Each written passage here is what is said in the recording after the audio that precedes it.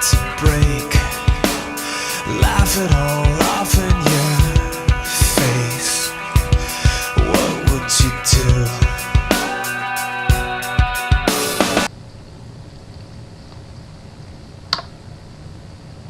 Hey everyone, it's Rory. This is week 22, and this week's topic is how do you identify as an entertainer, and what are some of the terms or IDs that offend you and doesn't make it difficult in pageants or competitions. First of all, as an entertainer, I've always just kind of been this one person who I pretty much originated as and have continued to evolve as this person.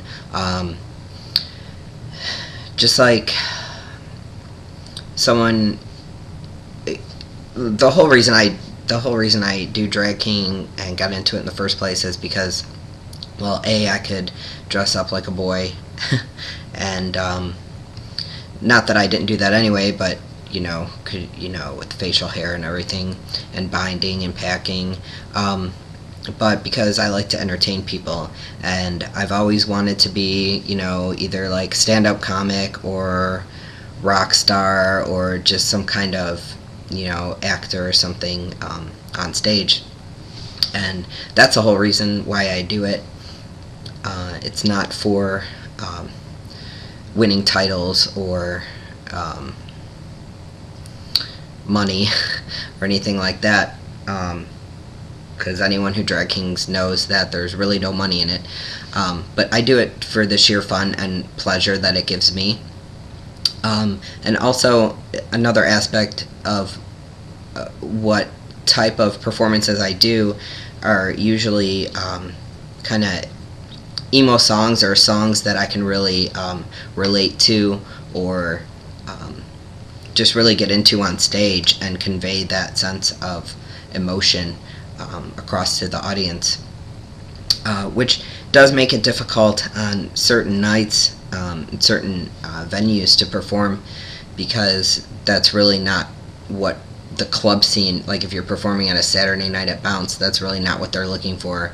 They want something they can, get into, dance to, something that's going to hype them up. So I really have to adjust what I do on a Saturday, and then I get into stuff that's really not my my genre of performing, which would be like, the R&B hip hop type stuff, just to get the crowd going,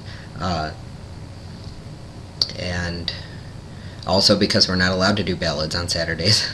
So but I mean, no one wants to be depressed on Saturday night listening to some ballad, but that's really my niche. So that's really what I enjoy doing, probably because it is that part of the actor part of me that I get to convey. So as far as getting tagged as female, I've been in the drag scene for over 5 years now, and it's always been an issue.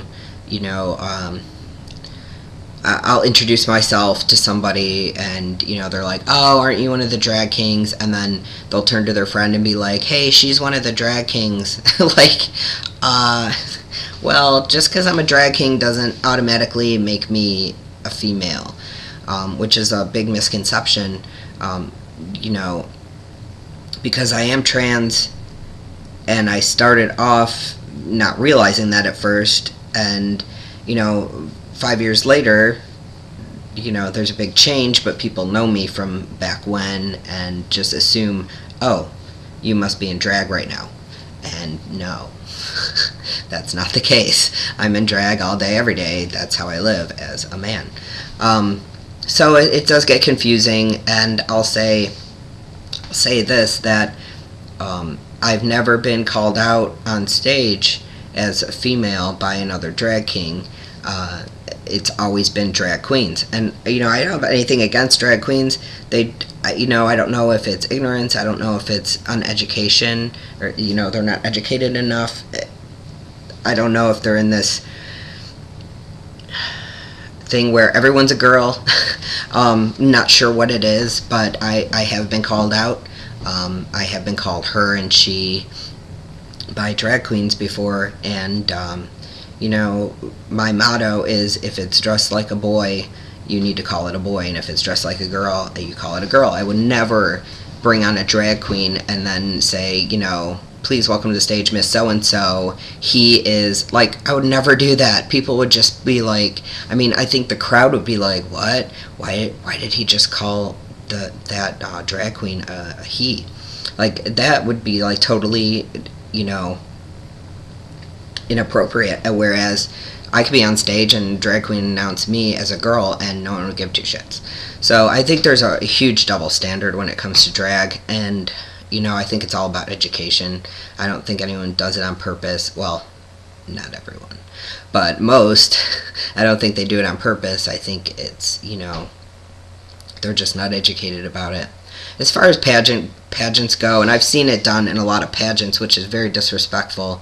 I've even seen it, most recently a few months ago. So as far as pageants go, I've done one pageant before.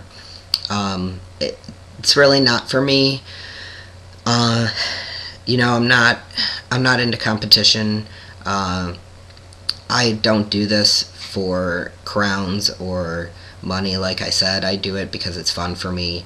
I do it because I like to put on a show. I like to affect the audience. And really at this point, I almost feel like it's cheating if I do a competition. I don't have to bind. When I grow my facial hair, don't have to apply facial hair. So that aspect of it, it's, feels like cheating. But like I said, I do this for me. I don't do it for rewards and recognition. But besides that, probably 99% of the pageants I've seen have been fixed. So that's another reason, you spend all this money on tuxedo or evening wear, you spend all this time putting together an act, you spend all this time getting your costuming ready, you put all this effort into it just to find out it was fixed, and who should have won, and it's really disheartening. And why put yourself through that? Pretty much. So I think I've answered all the questions. I'm really looking forward to next week's email topic, or email question, so that would be really cool. So I hope you guys had a nice 4th, and